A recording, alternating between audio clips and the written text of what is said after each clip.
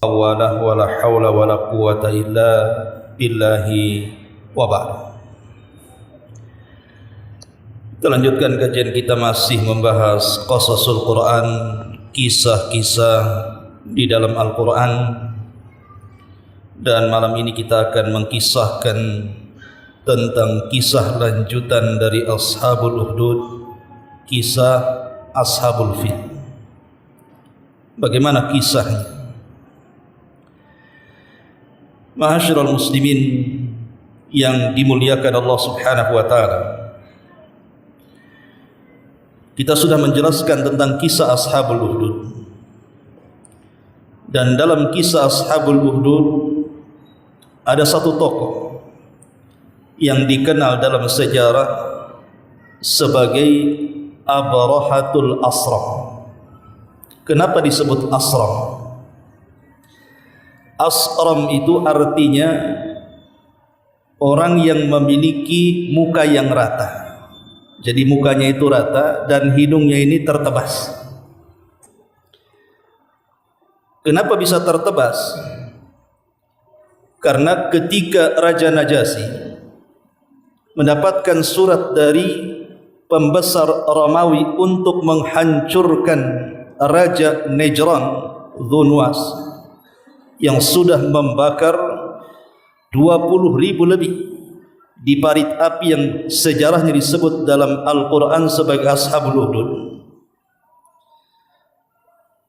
Maka Najasyi mengirim dua tokohnya dengan pasukan yang banyak, pertama Ar-Riyadh, yang kedua Abraha, dan berhasil membunuh Dhunwas dan juga menghancurkan pasukannya. Maka resmilah Nejran atau Yaman dipimpin oleh Ar-Riyadh.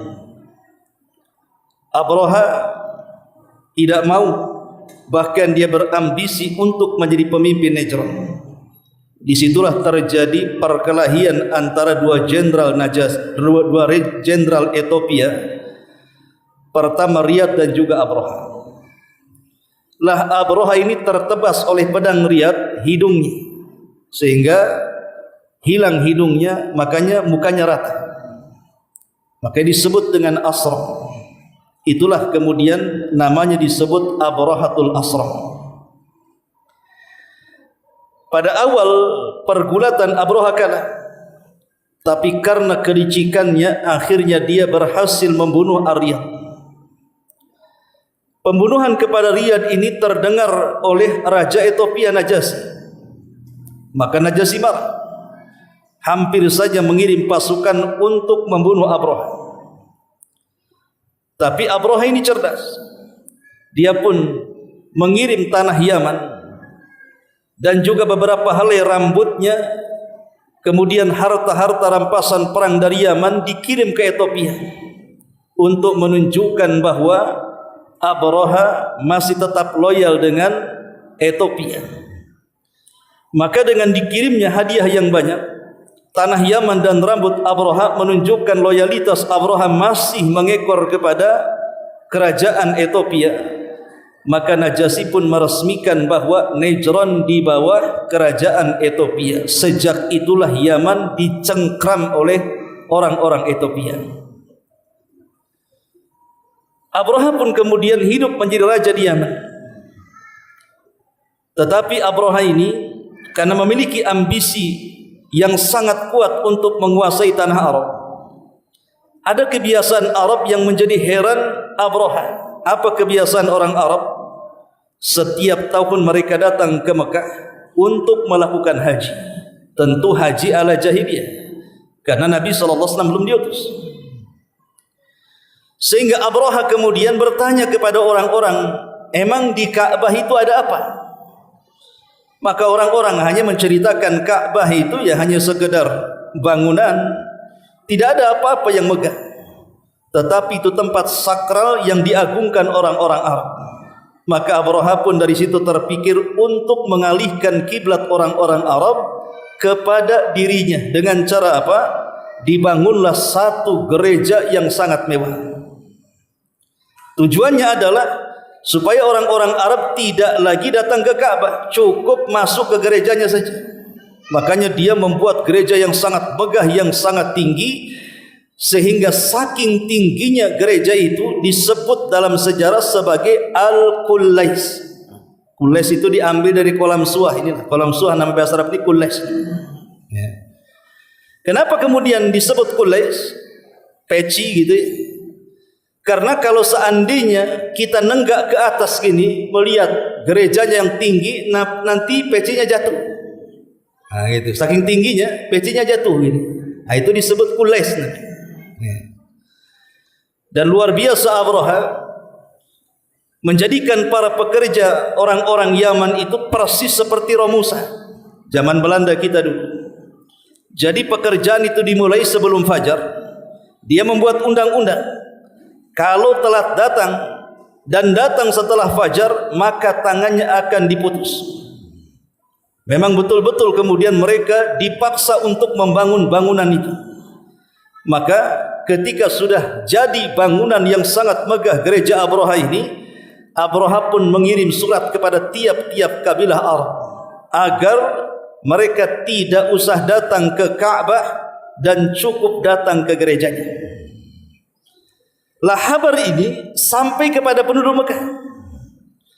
Maka adalah anak muda dari kabilah sekitar Mekah itu marah. Dia berjalan kaki dari Mekah sampai ke Son'a Yaman. Kemudian dia buang hajat dalam gereja, menunjukkan ingin meremehkan dan merendahkan gerejanya Abraha. Kemudian mengirim pesan.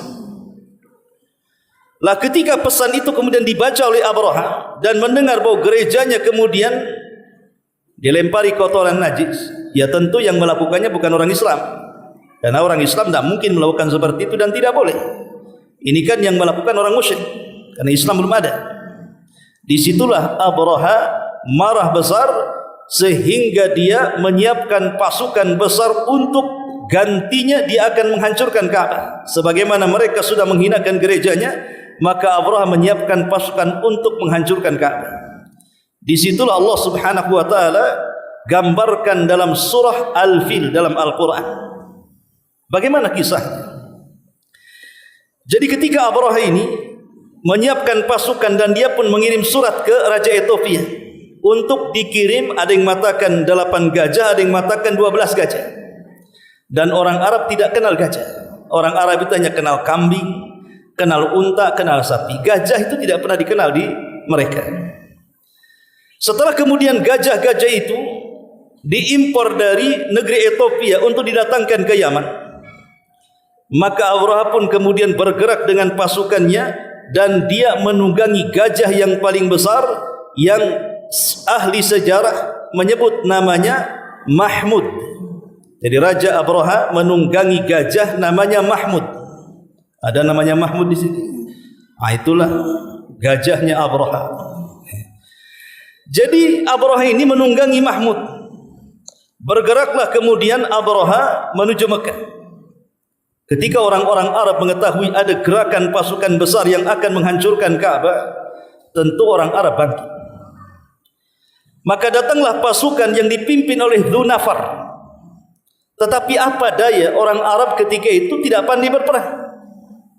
Sehingga kemudian ketika berperang melawan pasukan Abraha, ya sebentar saja dilumpuhkan. Tapi sekali lagi Abraha itu walaupun dia raja sombong, zalim, tapi ada sisi kebaikan. Dia tidak hendak menghancurkan orang-orang Arab. Tujuannya hanya menghancurkan Ka'bah saja. Makanya dia tidak membunuh pimpinannya Dzunafar, hanya ditawan saja. Kemudian Abraha bergerak lagi sampai kemudian dihadapi oleh beberapa kabilah Arab, di antaranya kabilah Syahran dan yang lainnya. Tapi sekali lagi tidak bisa menandingi kekuatan tentara daripada Abraha. Maka bergeraklah Abraha sampai kepada tempat yang disebut dengan Taif. Tentu Taif dengan Ka'bah sudah dekat, karena jaraknya kan sekitar 7-8 kilo saja itu. Lah di Taif ini ada 2 kabilah besar. Pertama Hawazin, yang kedua Thaqif. Hawazin dan Thaqif ini melihat pasukan yang sangat besar, tidak berani mereka melawan. Akhirnya mereka pun menyerahkan diri kepada Abraha. Kenapa? Karena takut sesembahan mereka dihancurkan Abraha. Karena di Thaqif itu ada patung Latah. Kalau sampai patung mereka dihancurkan, sama saja kemudian menghancurkan berhala mereka. Daripada patung mereka dihancurkan, mereka menyerah. Kemudian memberikan hadiah seseorang yang bisa menunjukkan jalan Abraham menuju Ka'bah yang bernama Abu Rughal. Abu Rughal inilah yang berkhianat, satu-satunya orang yang berkhianat di tanah Arab di zaman itu. Abu Rughal. Kenapa? Karena dia yang menunjuki jalannya Abraham menuju Ka'bah. Tapi sayang di tengah jalan Abu Rughal meninggal. Lah kuburannya Abu Rughal ini sampai hari ini kalau ada orang lewat di kuburannya itu dilempari batu, dirajam. Karena dia orang yang pertama berkhianat kepada orang Arab. Makanya orang Arab kalau ada orang berkhianat julukannya Abu Rughal. Kalau antum umpamanya diberikan amanah kemudian khianat, antum Abu Rughal. Orang Arab menyebutnya seperti itu karena dia orang yang pernah berkhianat. Lah kemudian ketika pasukan Abraha sampai di satu tempat namanya Al-Mughammas. Mughammas ini sudah dekat sekali dengan Ka'bah tuh. Lah dekat dari Al-Mughammas itu ada penangkaran unta. Tempat pemeliharaan unta orang-orang Arab. Lah salah satunya adalah unta-unta Abdul Muthalib ada di situ. Kemudian oleh pasukan Abraha dicuri sekitar 200 unta, semua milik Abdul Muthalib.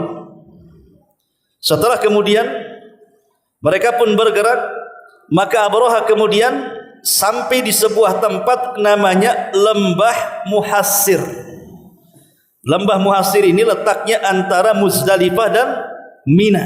Di situ ada lembah. Orang jemaah haji biasanya lewat situ dan bergerak cepat karena di situ tempat diadab. Lah disitulah kemudian Abraham mengutus satu utusan juru bicaranya, karena Abraham kan orang Ethiopia, dia tidak bisa bahasa Arab, makanya harus pakai penerjemah. Maka diutuslah orang namanya Hunaytah Al-Himyari. Hunaytah Al-Himyari ini diutus oleh Abraham untuk mencari siapa pemimpin negeri Arab. Maka setelah kemudian mereka tahu bahwa pemimpinnya adalah Abdul Muthalib, maka Abdul Muthalib diminta untuk datang menemui Abraha.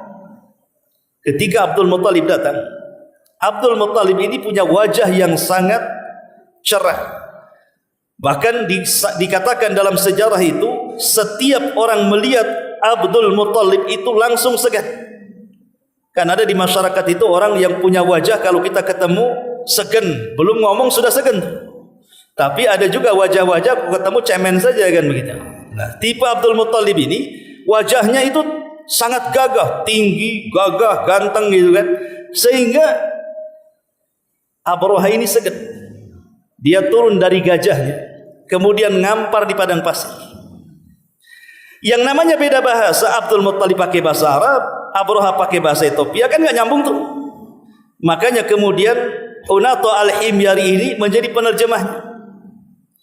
Ketika Abraha mengatakan kepada Hunaytah, katakan kepada orang ini, maksudnya pemimpin Arab Abdul Muthalib, tidak ada yang bisa mencegah saya kemari untuk menghancurkan Ka'bah.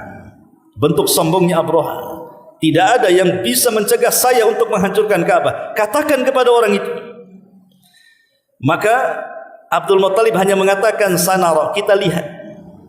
Abdul Muthalib hanya mengatakan kita lihat nanti. Katakan kepada Abraha, kita lihat nanti.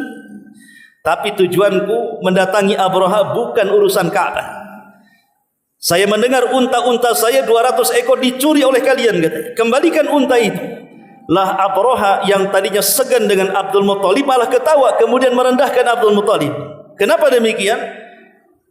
Kita datang untuk menghancurkan tempat yang kalian agungkan. Kenapa cerita unta pula, katanya? Seolah-olah Abdul Muthalib enggak peduli dengan Ka'bah.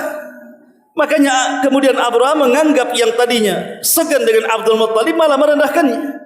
Kemudian mengatakan, katakan kepada Abdul Muthalib, saya datang untuk menghancurkan Ka'bah. Kenapa dia cerita unta, katanya?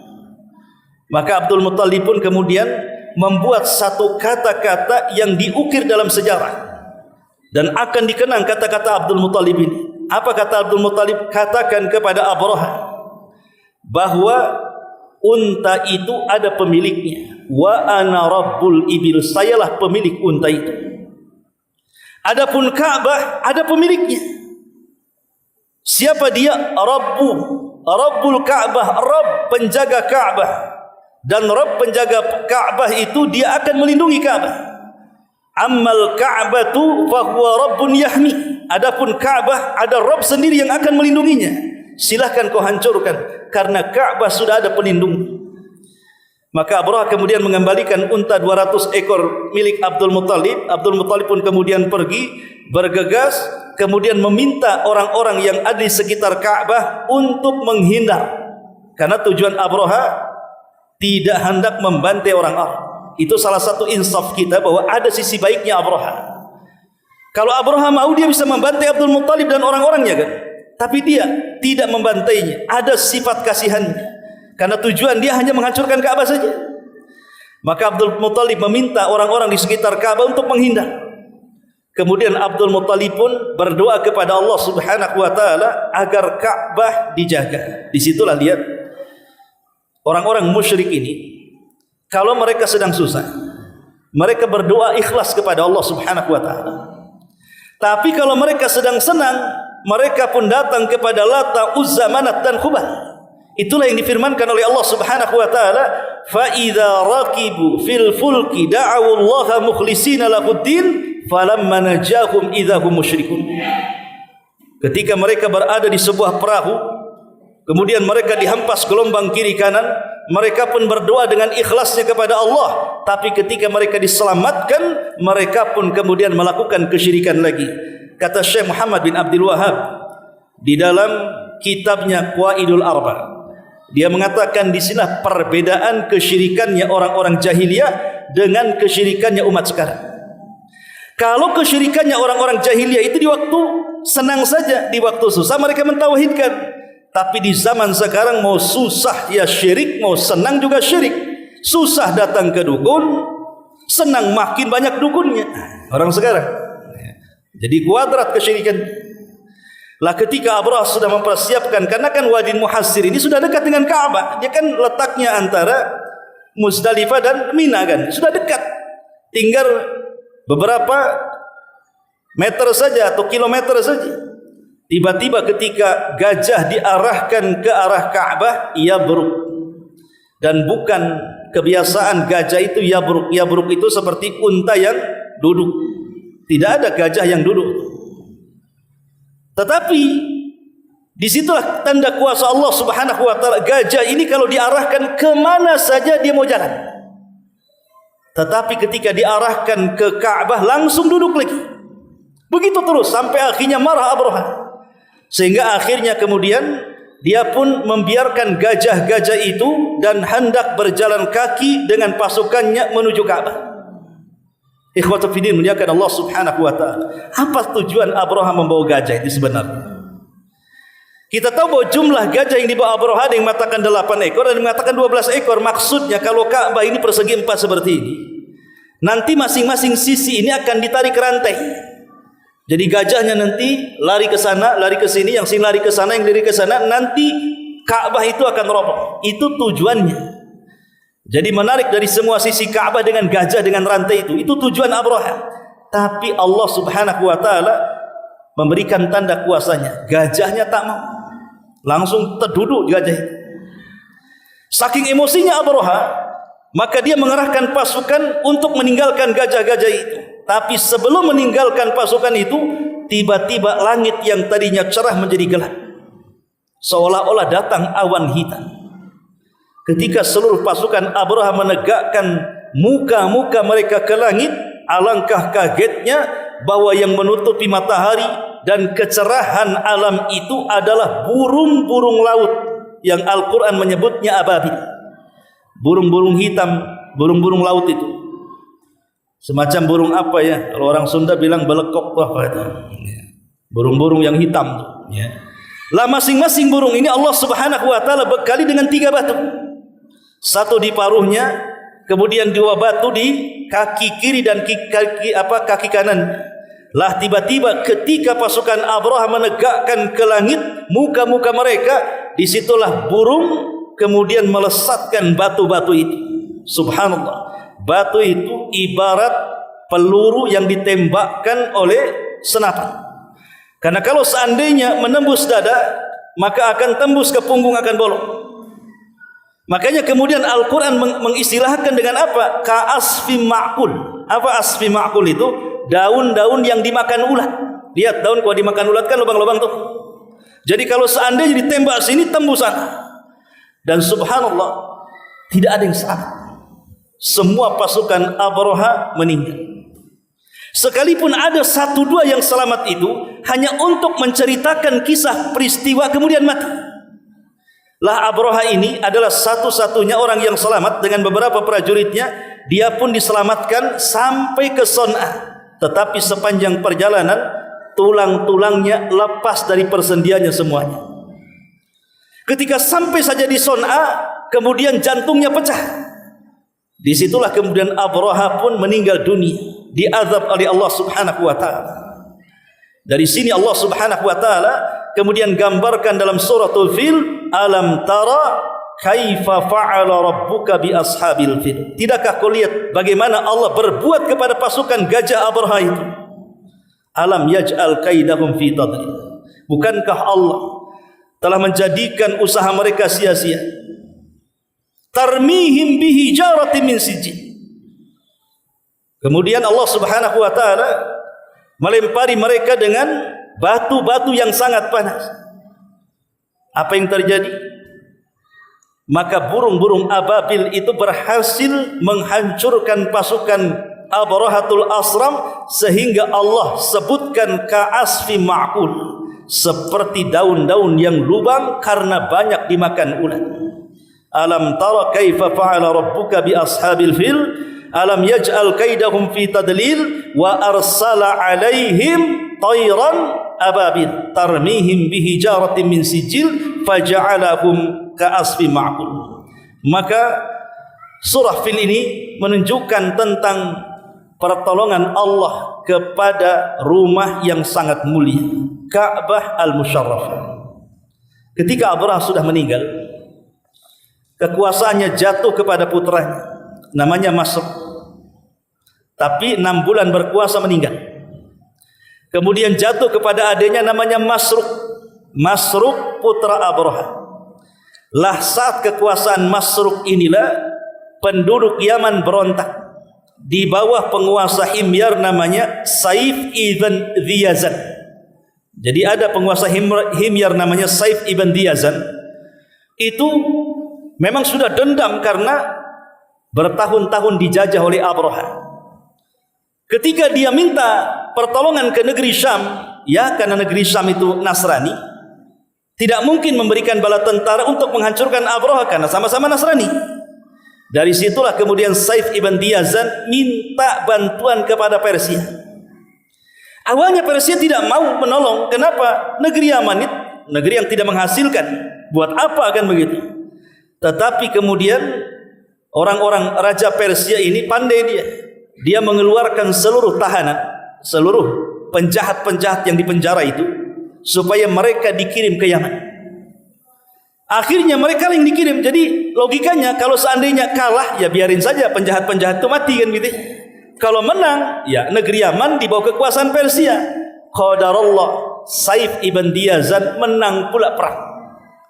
Sehingga kemudian orang-orang Ahbas ini membunuh Masruq, dan semua orang-orang Ahbas, orang Ethiopia pulang kembali ke Ethiopia. Dari situlah Yaman akhirnya tercengkram, yang tadinya dijajah oleh orang Ethiopia sekarang dijajah oleh orang-orang Persia. Kayak Indonesia juga. Lepas dari Belanda datang pula Jepang. Nah itu ya.